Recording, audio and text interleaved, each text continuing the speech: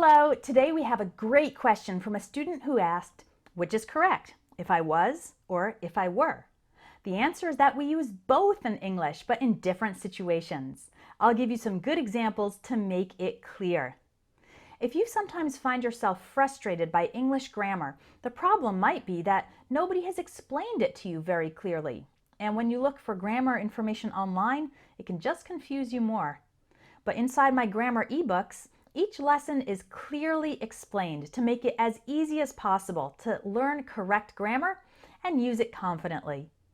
Click on the link in the video description to learn more and download those ebooks. They also come with quizzes and audio. We use if I were in imaginary situations. For example, if I were an animal, I'd be a cat. Obviously, I'm not really an animal, I'm just imagining it. Or there's a song by Beyoncé called If I Were a Boy. She's talking about what she would do if she were male instead of female. This is an imaginary situation, not a real possibility. Here are some more examples. If I were you, I'd take that job. It seems like a good opportunity. I'm telling the other person what I would do if I were in their situation. I'd buy a house on the beach if I were rich. I'm not rich, but I'm imagining being rich. If I were taller, I'd join the basketball team. I'm definitely not very tall in real life, but I can imagine what I would do if I were taller.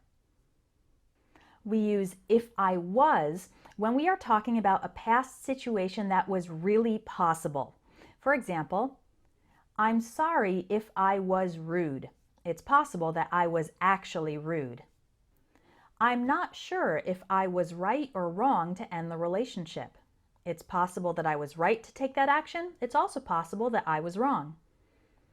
If I was drunk last night, then you shouldn't have let me drive home. So it's a real possibility that I really was drunk last night. My teacher always yelled at me if I was late to class. So sometimes I was really late, and in those situations, my teacher always yelled at me. However, in casual spoken English, many native speakers are starting to use if I was even in imaginary situations. For example, I'm an administrative assistant. I'd make more money if I was a lawyer.